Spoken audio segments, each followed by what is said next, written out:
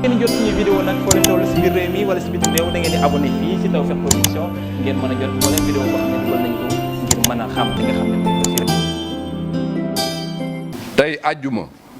fukki fan ak juróom ñaar si weeru avril 2020 ministère de la santé et de l'action sociale jot na résultat wu test yi ñu def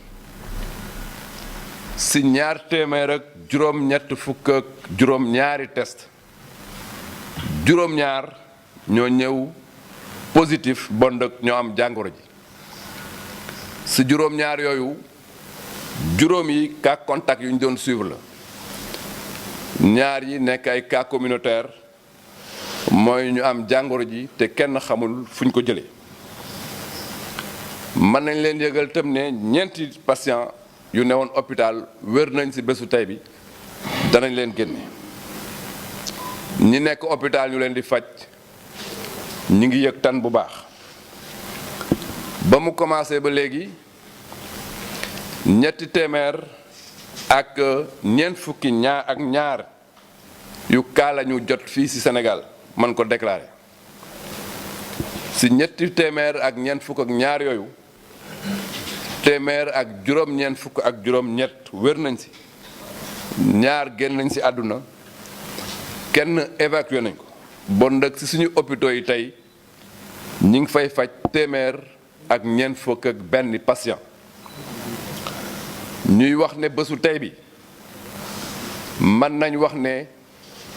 lu bees lu ñu jaaxal taxaw na su suñu xeex bi contre coronavirus ñu war leen ko yeggee ku nekk ci ñun war na taxaw am taxawaay bu bees ci jaaxle bu bees boobu ñu am li ñuy wax cas importé muy cas bu jógee bitim réew mën nañ wax ne téye nañ ko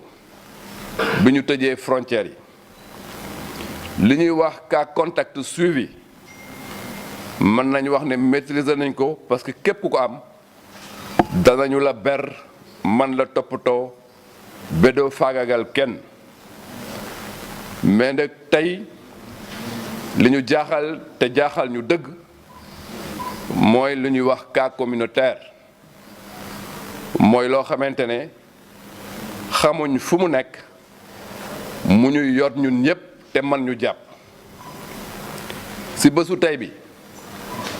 am nañ ci fanweeru cas communautaire génn na Louga génn Saint-Louis génn Ziguinchor génn Touba génn Mbour génn Thiès génn Kër Massar génn Diamniadio génn Rufisque génn Pikine génn Thiaroye Gare génn Yeumbeul Sud génn Mbao génn Médina génn Gueule Tapée Fass Colobane génn Plateau génn Golf Sud